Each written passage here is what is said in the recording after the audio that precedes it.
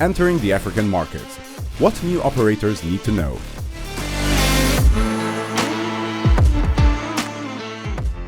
Hi everyone, my name is Alessandro Pizzolotto. I'm the CEO and co-founder of SiGMA. We've been in Africa for a while, giving our platform for both online and retail. And over the year, we brought in a few European partners that decide to start Africa. So I believe we're going to have a good discussion about launching a business in East Africa specifically, where we work the most. Okay. Hello, everybody. So my name is Bernice Karaoke. I'm the head of marketing for Aubrey Group. We do have 3 brands. So I handle Lotto Tatua, which are 2 lotteries, and 1 sports betting brand called Sports Playerbet. Okay, actually, let's just start right there. When you're talking about lotteries versus sports betting, because sports betting dominates the African market, we know that. But what's the difference if you're bringing a company, and I know you have a wide range of products. Is there a difference if somebody comes in and just says, right, I'm specifically looking at lottery, or I'm an expert in this? I mean, how do you treat the different product verticals? So they're very different. One is because the lottery, when you look at the LSM it caters for, when you look at the target audience it caters for, it's totally different. And also the language and the content, and the messaging, and what the product is tailored towards. And then you'll find that, for instance, in this I'm basing on the Kenyan market, you'll find that there's quite an appetite on sports betting rather than the lotteries over the years. This is because anybody can see that Man U played with Arsenal and we saw the outcome, and I know what the multiplier is. Unlike what the lady said earlier on, the chance of me winning on a lottery it's best to die in terrorist attack. That's what she said, yeah. Oh, wow. Okay. Oh, yeah, she did say that, the odds, yeah. And so what about you bringing in your different operators? I mean, you have a very broad platform. How do you, how do you stop, how do you bring them in on different, does everybody come in on sports? Do they add on casino? If you're bringing somebody in and saying, right, let's start, how would you start? Well, I mean, ideally, you give them the full package, depend on which country, because there are certain countries where you cannot have casinos. There are certain countries where, for example, Ethiopia, virtual games are so much bigger than sportsbook. Even today, I mean, the 2 biggest companies that does sportsbook are so much smaller than the 2 biggest companies that does virtual games. So it depends. The challenge I've seen is that whenever you bring in European clients specifically, they want to have an European approach, not understanding the localization from Europe to Africa and in within Africa is key. And most of those companies, and there are some examples here in Kenya, I'm not going to make names, I don't want to get sued by anyone, but there has been European companies, Scandinavian companies that came in and they spent an amount of money that could have run any other company for 10 years in 1 year and they haven't got any result because the approach was completely wrong. That's interesting because, I mean, you say the word localization. I guess it just has a different meaning here. So, so what, for localization within the EU, I mean, you mentioned Scandinavian companies. We can think of quite a few. And they're adepts at localization within the EU, and some of them have very successfully localized and moved into the US market, which again is very different. So what's different about Africa, and what's different between the regions and indeed the countries, the key markets? I mean, if we speak about Kenya specifically, I would say 50 plus of the market is Opera Mini, and if you come in with a platform that doesn't open on featured phone, doesn't open on cheap smartphone, you're not going to make it. And the kind of player that you have here are completely different than the player that you have in Europe. In Europe, most of our players play single bet, 2 event, 3 event, 4 event, that cater for 85% of our traffic. Here, I would say 70% of our traffic is 5 events or more. So you need to work with different multiplier. Risk management is completely different. The kind of bonus you give out is completely different. But I would say the marketing is the most different aspect and the platform because of the limitation. They're not even limitation because internet works very well. I have a Safaricom number and more 4G works very well. But most of the punter, especially outside Nairobi, works with feature phone, the one where you still click the button. And if your platform doesn't cater for that, doesn't cater for SMS betting, doesn't cater for ESSD, you're not going to make it. Irrelevantly of how much money you spend in marketing, you can sponsor local team, you can do whatever you want, but the client that is used to play on Betika will never come and play to you. Yeah. What about the marketing? I saw you nodding your head. Yeah, because what we've seen over the years also is content and messaging. So unlike Tanzania, whereby they speak proper Swahili, we speak what we call people, our language is people speak. So we mix English and Swahili, we call it Swanglish. So the Swanglish is, you can tell, a punter can tell that this CRM, how you're speaking on social, this person is not our own. And and that messes with the trust, because you have to build trust. You have to think about these punters. These are people who lost, some of them lost their money when the likes of SportPesa, betting, and what have you were shut down. So you have to build trust before they engage with you, before they want to invest in your platform per se. And that's quite different to, that's quite different to the European market. I mean, the trust is in the brands there now, they're long-standing, I guess. Whereas, the trust in is there trust in the big brands here? Do the smaller ones have to fight for to claim their place? I think the main difference that in Europe, to get into the market is extremely expensive. I mean, today, so our platform is certified in Italy. I'm Italian, I've been working in Italy forever. If you really want to get into the market, a license costs $2 million. Here, a license costs $60,000. So it's much easier for a brand to start an operation here, run it for 6 months, doesn't work, they go offline. Where in Europe, UK, Scandinavia, Germany, France, Italy, they're all regulated. That's horrible. No, but that's going to be just like but the barrier entry is so high that you know they're going to be legit, because the investment is so high that the company that comes in, first of all, now there are a few companies that owns most market. You trust them because you know that they made such a big investment that they're not going to go away tomorrow. Yeah. But that's what I'm saying. Is that that's what when I'm saying it's horrible is for a punter to think, okay, there's a new market entrant. There's a good bonus, but I don't know that they're going to be here next week. So, it's like that's. But that's why the big company are a big company and they're there forever. I mean, and they've been there for a long time. And the small company, there are some that came out, but it took them time. You have to really build it. On a daily basis. Yes, you have to take. It will take you some time for the mature markets like Kenya, Nigeria, and South Africa. But yes, you will get results quickly as well. Mm-hmm. Yeah. We see on our brand. I mean, they're growing, and the more they stay in the market, the more they grow. Because now, what's happening now with Sportybet, we see some traffic moving, and they're finally moving to our brand, which 3 years ago were a smaller brand. Now they're a much bigger brand, and we can see that they got the trust. Because they've been there for a few years, and the punters say, okay, these guys are not going to go away if they've been for 2, 3, 4 years in the market.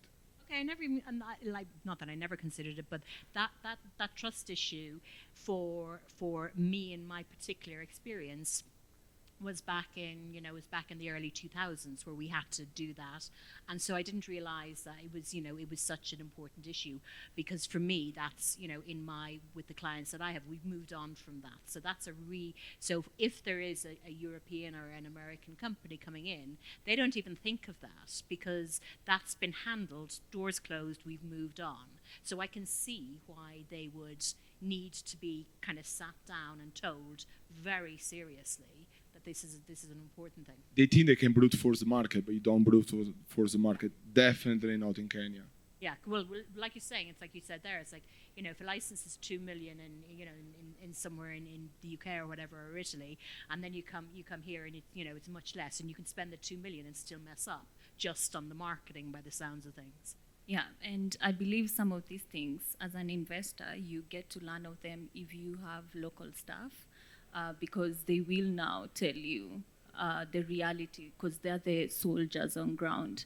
So they'll tell you might be anticipating something different, but they'll tell you what we have experienced or experiencing in X market. Yeah, because I think maybe what you're saying is like some of the again the larger companies would have come in and just thought they could bulldoze with money and kind of buy their way in without a local presence. But everything I've learned, and I've learned so much in the last couple of days from so many different people and experts, is that without local knowledge and specifics, so it's like East and West, Central, South, all different, and even then the individual countries, like what you said about Swanglish there, it's like again, it's like these are things that that only local presence can ever tell you that. You're never going to read that in a marketing handbook or marketing class.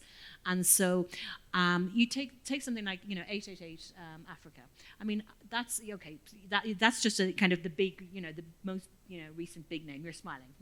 Yeah, we'll see where they are in 12 months. I mean, they're trying to brute force the market, and I have a very defined idea, and I don't know if I'm allowed to share it. So yeah, I mean 888. They were one of the early winners in 2000 in the UK because they outspent everybody. That's literally what they did. It's not going to work here. Right, okay. But so I don't know if that's their same strategy, but that historically has been a strategy that has worked for them. So what are successful, what are successful entrants, both local, who are there any particular shining examples of somebody that's done it right, from somebody local and somebody who's partnered, somebody from a different continent or country that's partnered with the local company? Are there any ones that kind of stand out going, okay, yeah, you're the lesson to learn from? For me, it would be Odibets. I mean, from even the name itself, yeah, Odibets, Sport Pesa it's sport, and then Pesa is cash. Yeah. So it sounds so local, Odibets Odi is an ordinary person. It's a lingo a Kenyan understands. So. And I remember even their market entry strategy. That was the time our BCLB allowed billboards. They just put billboards all around, and it was a teaser, and nobody knew that was a sports betting brand. It was so brilliant, and then they just hit the market, and they just wanted to cater to the lower LSM people and then build up to the punters with deeper pockets. So success, really, yes, you're going to need a budget, but you can't come in with the mentality that all it takes is a budget. We said that it's a mature crowd you're dealing with when you look at the Kenyan market. So there's already what they're anticipating for. There's what Betika, the market leaders, are offering. So what are you doing differently, or have you tried to have a product that per se is so good it either mirrors what they have or it surpasses what they have? What's your user experience? How's your customer service? What are the bonuses? What's in it for the punter? What value are you offering them? Yeah. Okay. So I would divide in two different categories. So the guys that come in from outside, they believe they can brute force the market, especially European. That's not going to work. And the second category is the local people that try to start up sportsbook because, again, getting a license is fairly cheap.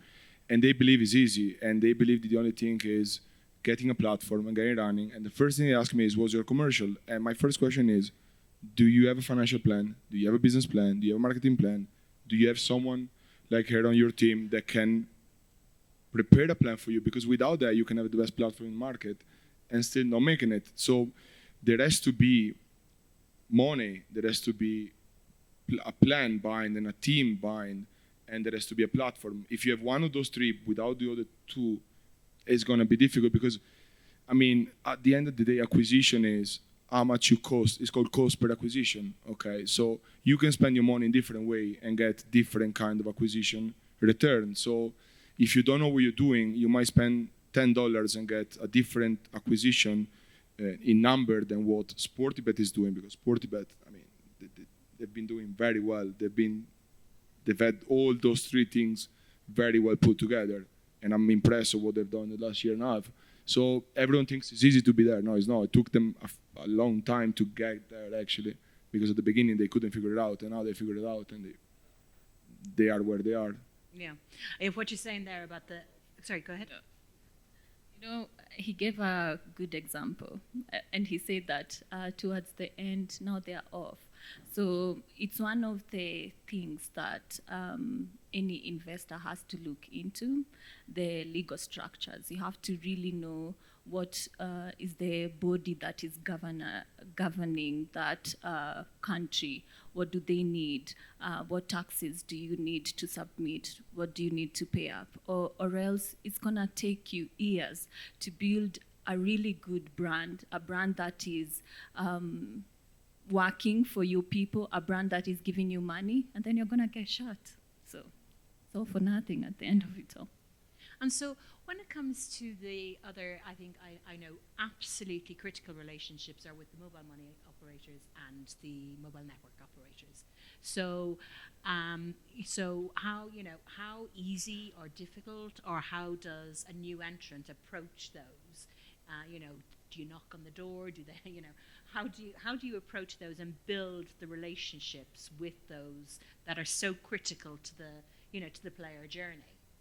Well, I would say, there are a couple of people in the room that knows about payment a lot more than me, but I would say Kenya is a very simple market because there is one company that does it all. Their APIs are extremely well written. They are very supportive, and most companies, in fact, here use their own IT tech instead of going through aggregator, which happen in the rest of Africa pretty much. If you go into Zambia, good luck.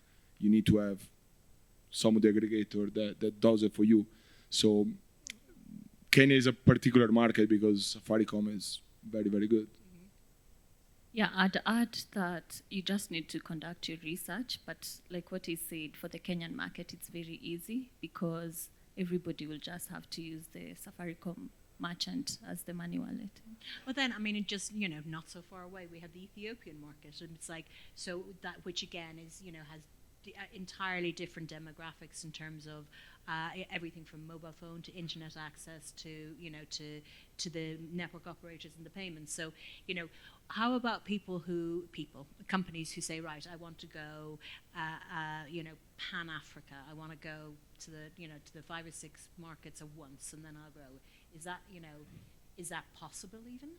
It is. 888 is doing it, but we'll see how that will go because they are completely different markets. I was speaking with Mark before about Ethiopia. In Ethiopia, mobile money doesn't work. We integrated eBeard, Telebeard, HelloCash, and they're offline every other day. So if you don't do retail there, you're going to struggle. So using the same approach, even in East Africa, using the same approach in every country is not the right way to do it. Where in Europe, whatever you do in Sweden most likely will work in Germany and in UK. There seems to be, the regulations are different, but there seems to be a harmonization. There's a harmonization that exists there. Whereas, I know even like you take Nigeria, it's like there's a federal law, but it's all gambling is managed by the state. So it's like, even understanding that has to have an intricate knowledge. That kind of takes time and research. And then, kind of looking at the so you're saying, right, the territories, broadly speaking, central, and east and west. What about South Africa then? That kind of stands alone. What's that like to enter that market? What I know is I want to first answer your first question. Sure. So when you're doing a strategy and you want to get into the African market, you have to ask yourself how the market channels look like in that country. You have said something very important. For instance, South Africa and Nigeria, as much as they're mature markets, they do a hybrid of both retail and online. In Kenya, we solely lie towards online. So you have to have this understanding before you get into a market so that you can know how you ride and you bridge and you get to your strategy effectively. Because even Alessandro, you were saying yesterday, I believe it was you were saying that after COVID, you thought that the Nigerian retail market was like, okay, we can just shut that part of the business down and move on, whereas it was just like, no, we're back.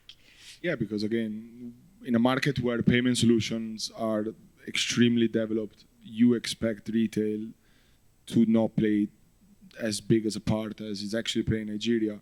And I was shocked because the payment solutions there are too many compared to Kenya, but they all work. Not all work, but they in the total they work well. They give a very good service to player. So I was expecting retail to go down, but it's not. I mean, we see the number. If anything, is going back up. I mean, all the new companies that before say we're not going to do retail, we're going to only do online. They're compromising now. Okay, 2 seconds, Daniel. There's no clock here. Does that mean we've run out of time? 3 minutes. Okay.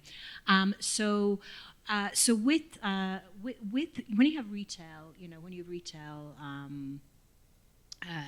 companies, you take something like the US. At first they were just like, no, we'll all do it our way. And then they said, actually, and then the regulators said, no, we want to take the expertise of online from Europe. And so you need to have a European or an existing online entity to partner with the retail. And whether they created a separate brand or whether they took the retail brand. I mean, would retail operators here, any of them, be open to co-branding, or would they be open to having a third party come in and kind of piggyback their brand, or is that a non-starter? I don't know if that's actually legal. I mean, in most countries, if you have a brand, you need to run only that brand, and you would have to. It would be difficult, I would say, to manage because you would have your brand, your license, your product, but then the retail run by someone else with another product. Yeah, because I mean that's for from a non-African point of view, that's very maybe arrogant and kind of presumptuous way. They'd go, okay, we'll partner this company, we'll build our brand on the back of theirs, and and let them let whatever company A run the retail, we'll run the online and build our brand on the back. So that's that is for some market entrants a strategy that they would consider at the board table. So from my understanding, when you look at the Kenyan market in retail, you have to use the same name. So if you're company X online, it has to be company X on ground. And on ground, you need, if you have 10 shops, you're going to have 10 licenses, not unless that changed. So also you have to do a lot of research and speak to the body that governs the BCLB here in Kenya, so that you can have an understanding of what is required of you, so that you don't get into trouble. Connecting to that, what we see more and more is actually company coming in and acquiring local partner completely to then run under their names, because you don't have to go through the process of getting a license, getting your pay bill. Older pay bill has advantages that newer pay bill doesn't have. So it's just an acquisition strategy. Yeah, there has been recently one where an American company bought Mozart, I think it was, or someone like that, for whatever, 300 million. It was 3 days ago. And is that a strategy that is welcome locally? Like you were saying, what you were saying there about the trust and the need for the local market and the local consumer to appreciate that they're dealing with somebody and a kind of somebody that they know the brand, they think, or is there a fear that if somebody comes in and acquires the brand, that it'll be like, oh no, okay, tables are turning now, it's going to go awry? If you don't change the brand name, you're okay, because one, it might take, that happens in the background. So it might take a punter some time to realize there was change in leadership per se, but if you're changing, it's a total overhaul, a different brand. You have to put in work to get the brand trust. Right, but in general, acquisition is a viable strategy. I mean, if you do an acquisition, if you're intelligent enough, and if you do an acquisition, you're very intelligent, is keeping the staff. You're acquiring the brand, but you're acquiring the staff. You're acquiring all the organization, because otherwise, what would be the point to acquire it to then replace the key people with people that maybe doesn't know the market because they come from Malta, UK, or wherever they come from. Does anybody in the audience have questions? Because I have one more, but I want to see if there's any questions from the audience first.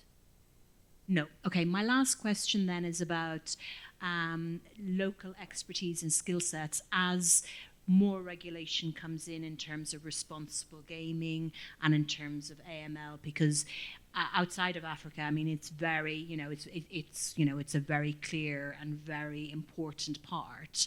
It's like when companies are fined or penalized, it's always on either AML or responsible gaming, and those level of rules don't exist yet here. And it is a complicated area, and I know the next session is a pre-recorded session we have with some AML experts.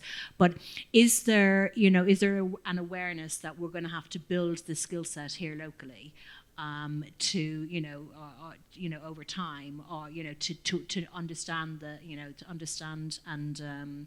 and make sure we fit the ongoing evolution of the market and the regulations? So I feel like, for instance, in the Kenyan market, the skill set is there, but then again, it takes an individual to be very proactive, because, like you said, it's ever changing. So things are coming up, new regulations are coming up. So you have to be very proactive to learn what's happening in your respective area. But then again, also, it's up to the investor or organization to ensure that your team is going through thorough trainings. Are they, for instance, casinos or the aviator game, whatever it is, whatever new product is coming up, are you training your people? Do they know, so that they anticipate the client's needs and wants, and they're able to package so that you hit? I would say the regulations in Africa, I think it's a bit of a misconception that we have the regulation in Africa not there. In most countries, the frameworks are actually decently well made. Maybe operator doesn't agree with me. I mean, Kenya just did something that most. Well, I think we've established over the last couple of days, the Kenyan regulations are more clear cut and more defined than others in other markets. Not to say that others aren't, are different, but we have been. I think we've it's the Kenyan regulations in particular are very. Have boundaries, and there's even over the next couple of years. Judy from the BCLB was saying earlier, she's had a legal, and she was saying there's going to be new regulations rolling out over the next 2 years to modernise, to come in line with expectations. So what I'm saying is, does. To come in, if you're coming into the market now, you've got to come in and you've got to have, if you have a 5-year plan, your plan and your product and your company is going to be different in 3 years. It's not just going to evolve, it's going to be a completely different fork. But I feel they're catching up. I mean, every time there are new things coming in, they're fairly quick on deciding how to work with that. And in terms of regulation, I believe all East Africa is actually in a very good position at the moment. Yep. Not only Kenya. I'd say also an investor and a company coming in, you have to be very autonomous. So you have to be very quick to adapt to whatever new regulations that are coming in, because it's a saturated market, so you can't afford the luxury to fail slowly. Yeah. So you have to fail and adapt quickly. And you see, the good thing about the regulations, it's for everybody. Mm-hmm. So if it's happening to company X, it's also happening to company Y. So you have to adapt and move very quickly. Yeah. Okay. Anything else from the audience? No. This has been awesome. Thank you so